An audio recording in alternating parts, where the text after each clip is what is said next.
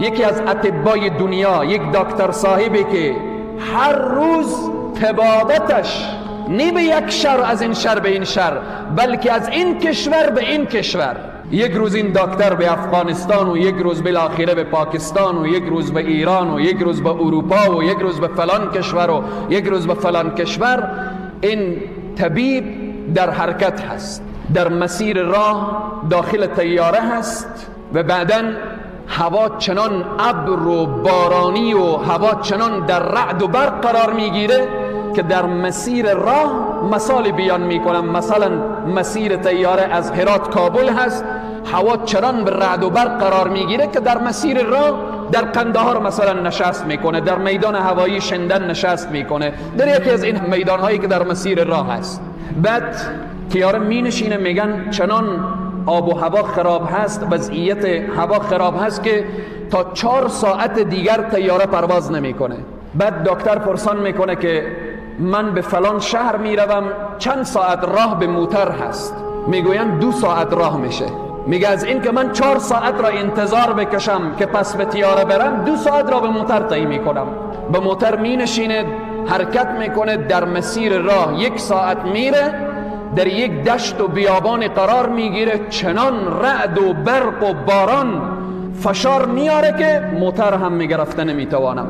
و بعدا در یکی از قشلاقها، در یک قریه فقیرنشین، در آنجا پناه میبره این دکتر که فقط به خاطر که پناه ببره از دست رعد و برق و باران. داخل یک خانه میشه، میبینه یک مادر پیرزالی نشسته هست رو به طرف قبله و دست به دعا هست و بعداً یک فرزند مریضی در کنج خانه افتاده هست. سلام مادر، حال شما خوبه؟ الحمدلله. و بعداً پرسان میکنه این طفل از کی هست؟ گفت این نواسه من هست، این فلان مریضی را داره. تمام اطبایی که در این اطراف ما هستن ما را جواب دادن، فقط برای من گفتن که تو میتوانید، یک دکتریه که یک روز به اروپا هست، یک روز به آسیا هست، یک روز به آفریقا، اگر میتوانید نواسه خود را با این طبیب برسانید این مشکلش حل میشه، اگر نتوانید این از بین میره.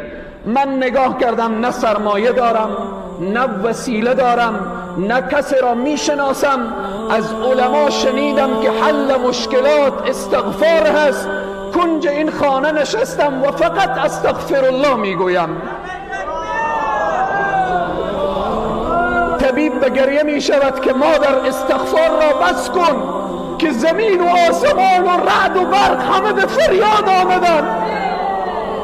استغفار تو طیاره را از آسمان پایین کرد، استغفار تو موتر را به این دشت و بیابان ساکت کرد، استغفار تو همه بالاخره تقسیم اوقات ما را به هم زده. من همون طبیبم که در خدمت تو آمدم. عزیزان و بزرگواران، چرا الله را فراموش کردیم؟ چرا به دروازه الله در نمیزنیم؟ اگر داخل محبسی برادر مسلمان استغفار بکن، والله قسم دروازه های محبس به روی تو باز میشه. اگر در گوانتانامو قرار داری استغفار بکن، الله تو را از چنگال ظالمین نجات میده. اگر بیرون از زندانی قرضداری استغفار بکن، الله قرضداری تو را آسان میکنه. اگر اولاد نداری استغفار بکن، الله همه مشکلات تو را